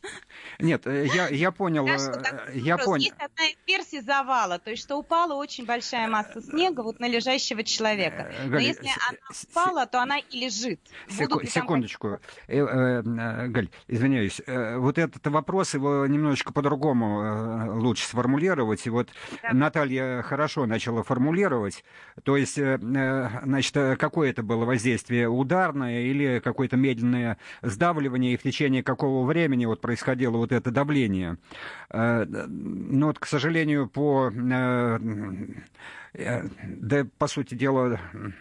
Нет, если бы, вот я сейчас одно скажу. Вот когда исследуется не скелет, а исследуется труп, и труп, ну, не в такой степени изменения, в котором пребывал труп Золотарева на момент вскрытия, то есть есть мягкие ткани, подкожная жировая клетчатка и так далее, то можно оценить кровоизлияние вот в подкожной жировой клетчатке. Если бы это был удар, то здесь бы, конечно, в подкожной жировой клетчатке мы бы увидели и в мышцах, да, увидели бы кровоизлияние. Если это вот какая-то вот масса, ну, типа вот снежного такого массивного слоя сдавливала постепенно, ну, вряд ли мы вот это кровоизлияние увидели бы. Но Да. если возрожденная отмечает, что кровоизлияние есть, то это скорее признак вот такого ударного воздействия. Но кровоизлияния были отмечены при... Да, и на гистологии, и в акте. Кровоизлияние в мягких тканях? Да, в мышцах, и там гемоторакс. Понятно. Ну, значит, это говорит о том, что это было резкое такое сдавление, резкое воздействие, немедленное, не постепенное. Очень интересно. То есть это все-таки было резкое воздействие. Резкое воздействие. Это можно, ну, то есть, да, и когда Возрожденный говорит, в уголовном деле есть его допрос о том, что это похоже на удар автомобиля, то есть это можно... Главное вот, слово здесь удар, а не автомобиль. Ну да. Да, ну автомобиль, потому что это очень сильный, да? Да, сильно. Автомобиль это как бы как сравнение. Да. Но здесь можно говорить в нашем конкретном случае, что это было ударное воздействие большой массы. То есть, если это, допустим... взрывная волна могла быть? Взрывная волна здесь исключается полностью. То есть были бы травмы другого характера? Да, другого характера, абсолютно. Я помню, в предыдущей программе, Наташ, ты рассказывала о том, что на малой берцовой кости тела была обнаружена костная мозоль, которая свидетельствует о прижизненном переломе, но, как мы знаем, никаких травм, со слов, правда, самого Золотарева, у него не было никогда. Что вы можете, Сергей Алексеевич, сказать об этой костной мозоли и об травме, которая ей предшествовала? Да, действительно, при исследовании был обнаружен след давнего прижизненного перелома правой малоберцовой кости в средней ее части. Но это говорит только о том, что имел место перелом. А вот о давности, ну, к сожалению, судить абсолютно невозможно. О характере тоже? О характере травмы? Можно судить о характере заживления по такой костной мозоли? Ну, вы сами видели, Галина, вот, все-таки сопоставленные, да, так сказать, вот эти две половины были по одной, ну, по оси, какого-то смещения не было. Ну, банальный, в общем-то, был перелом. Другое дело, когда он образовался, может быть, он в детстве образовался, может быть, он во время войны, все-таки Золотарев прошел всю войну. Пулевое ранение это могло быть? Пулевое вряд ли, потому что пулевое ранение, ну, хотя тоже по-всякому может быть. То есть все-таки могло быть? Пулевое, вы знаете, вот пулевое ранение, ну, если вот простреливает кость, это будет дефект, это укорочение кости. Если потом сопоставить, и не очень хорошо это потом сопоставится все. Здесь, наверное, все-таки нельзя говорить о каком-то пулевом. Ну. Последний вопрос у меня. Рост. Можно было ли нам определить рост? Рост... Который мы пытались определять. Да. И вы нас критиковали.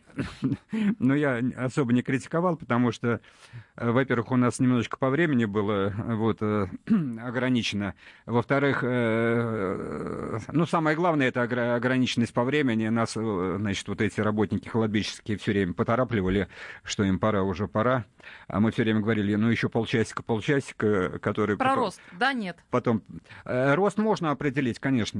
Какой рост человека? Какой рост? Ну, в данном случае мы не определяли рост, но это, по-моему, настолько даже и не важно, вот его рост, когда имеются результаты фотоналожения, результаты совпадения с результатами нашего исследования, с результатами вскрытия 1959 года, что это такой нюанс уже, в общем-то, неважный. Достаточно интересно у нас получился разговор. В самом конце я, пожалуй, скажу, что для того, чтобы осуществить вообще вот весь процесс эксгумации, нам потребовалось получить свидетельство о смерти Семена Золотарева и справку о смерти. И в справке о смерти указана причина действия низкой температуры. В то время как в акте судебно-медицинской экспертизы о трупе Семена Золотарева указано, что он погиб насильственной смертью. Вот такое небольшое расхождение. Хотя говорят, что действие низкой температуры – это тоже насильственная смерть.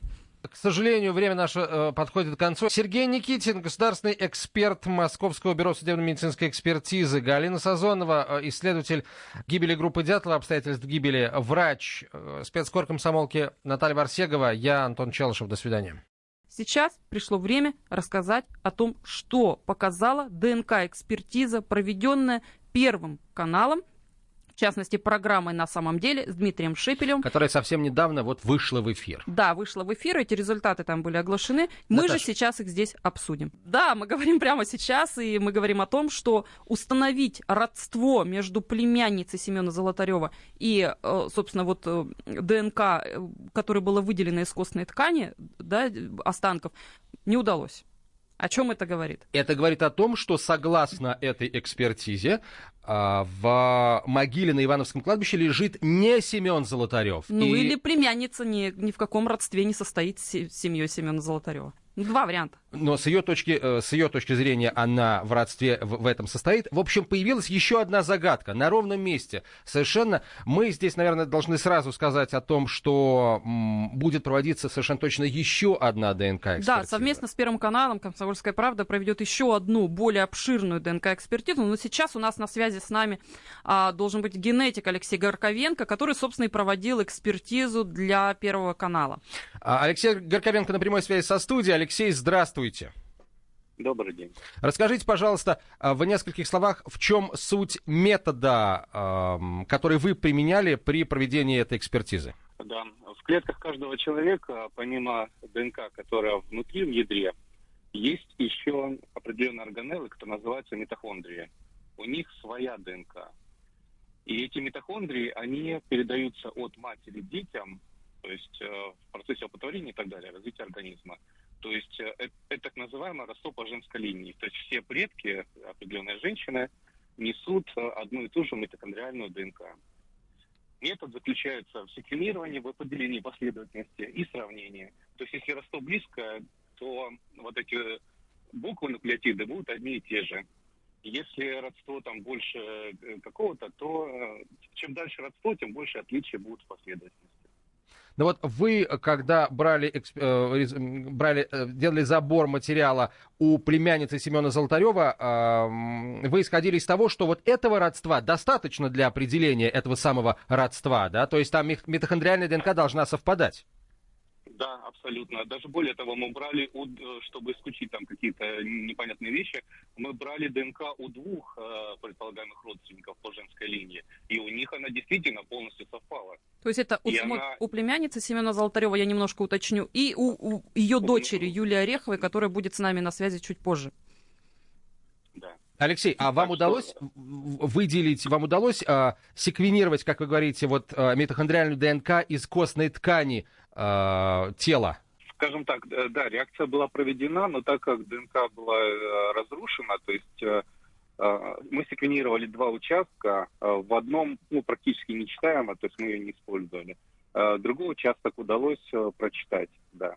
И в этом участке было 4 несовпадения с предполагаемыми. А все, что больше 3, оно исключает близкое родство. Но вот этого участка достаточно было для того, чтобы проводить это исследование? Да. То есть, когда сравнивают не всю митохондриальную ДНК, она больше 16 тысяч нуклеотидов, а сравнивать 2 определенных участка. Там так называемый гипервариабельный участок 1 и гипервариабельный участок 2. Да, сравнивать только по ним. То есть даже одного оказалось... То есть если бы не было несовпадений, да, надо было вторую секвенировать, искать. А так как уже были найдены там 4 несовпадения, этого оказалось достаточно, чтобы, не зная второго участка, утверждать, что близкое родство исключено. Алексей, а как вы можете объяснить такой момент, когда по методу фотоналожения, вам как специалисту, наверное, должно быть известно, что это метод, который заслуживает доверия. Вот все-таки там эксперт определил, что это Семен Золотарев, а по генетике, получается, родство не совпало. Вот на ваш взгляд, почему так произошло? Я не являюсь специалистом именно фотоналожения, но просто генетика — это более точный метод. Я знаю в других дисциплинах, допустим, в ботанике или в разных определениях видов животных, то же самое была одна классификация, когда начали секвенировать, и пришлось пересмотреть. То есть ДНК — это гораздо более точный метод. То есть для вас все ясно, Алексей, тело, которое захоронено в могиле на Ивановском кладбище Екатеринбурга, принадлежало человеку, который не являлся родственником этих женщин? Да, по материнской линии. Понятно. Алексей, спасибо вам большое. На прямой связи со студией был генетик Алексей Горковенко, который проводил ту самую экспертизу ДНК, поставившую еще один большой знак вопроса в этой истории. Насколько я понимаю, здесь имеется в виду родство по материнской линии, но... По женской линии. Давай так скажем, линии, что это было родство именно по женской линии. Мне кажется, что сейчас... Алексей, спасибо вам большое. Да, мы можем обратиться к судебно-медицинскому эксперту Эдуарду Викторовичу Туманову, который высказал свое мнение нам на этот счет, и по его мнению, в общем-то, к этой экспертизе есть вопросы. Единственное, что я могу сказать, это экспертиза не прямого родства. Они не смогли выделить ядерную ДНК, смогли выделить только митохондриальную ДНК. Хочу сказать, что у частно практикующих генетических лабораторий, к сожалению, очень мало опыта в проведении подобных экспертиз. Никоим образом не хочу ставить под сомнение их профессиональную компетентность, но по объективным причинам они подобного рода экспертизы такой степени сложности проводят крайне редко, если вообще проводят. Поэтому я считаю, что данную экспертизу следует проводить в Российском центре судебно-медицинских экспертиз все-таки. Я не хочу, скажем так, не зная, и огульно критиковать людей, которые выполнили эту экспертизу. Может, они ее выполнили безукоризненно, я же не в курсе. У меня нет оснований доверять, либо не доверять экспертизе, потому что я с этой лабораторией не сталкивался, в своей профессиональной деятельности. Исходя из опыта, я все-таки привык доверять экспертизам, которые проводит Российский центр судебно-медицинских экспертиз. Это очень сложная экспертиза, и я точно знаю, что у них есть и навыки, и методики, и оборудование для проведения подобного рода исследований. Собственно, именно в Российский центр судебно-медицинских экспертиз мы сейчас и обратились к профессору Иванову. Это единственный, пожалуй, профессор в стране, который может выделять ДНК из костной ткани. И будем ждать его результатов. Они будут не скоро, это около месяца займет это исследование. А мы говорим большое спасибо доценту кафедры судебной медицины Российского национального исследовательского медицинского университета имени Пирогова, кандидату медицинских наук Эдуарду Викторовичу Туманову, который уже на протяжении, наверное, 2 лет помогает «Комсомольской правде» в расследовании этого загадочного происшествия. Продолжим через 2 минуты. Тайна перевала Дятлова. На радио «Комсомольская правда». И с нами сейчас на связи Юлия Орехова, это как раз дочь, она является внучатой племянницей Семена Золотарева, она является дочерью как раз племянницы Семена Золотарева, Татьяны, у которой и брали образцы для ДНК-экспертизы. Юлия, здравствуйте. Здравствуйте. Юль, добрый день. Вот смотрите, что показала экспертиза. У вас и у вашей мамы митохондриальная ДНК совпала, собственно, как и должно быть. А вот с фрагментом ДНК Семена Золотарева не совпало. Получается, вообще. Как вам такой результат? То есть, согласно данным этой экспертизы, вы и ваша мама не родственники Семена Золотарева? Ну, я бы хотела сказать, что не то чтобы мы не родственники Семена Золотарева, да, потому что не было подтверждено, что там именно Семен Золотарев. Правильно ведь я понимаю? Да, конечно. Вы родственники Семена Золотарева, но вы не родственники того, кто захоронен в этой могиле. Да. Вот, ну, мы шокированы, честно говоря, вся наша семья. Мы были уверены, что там будет именно он. Ну, вот, как показала экспертиза, к сожалению, нет. Скажите, а вообще в семье как-то передавалась из поколения в поколение история гибели вот этого вашего предка? Что в семье об этом знали? В семье знали о нем. У нас было очень много фотографий с его туристических путешествий. Я маленькая их много видела. Но когда случилась трагедия, да, то, что мы знали, это всего лишь, что была лавина, сход снежной лавины, и что он погиб. Погиб, и тело не найдено. Мы не знали, что где-то есть могила. Вот совершенно до недавнего времени мы узнали, что существует могила, а может быть даже и не одна могила, да. Вот таким образом мы узнали, что все-таки где-то он захоронен.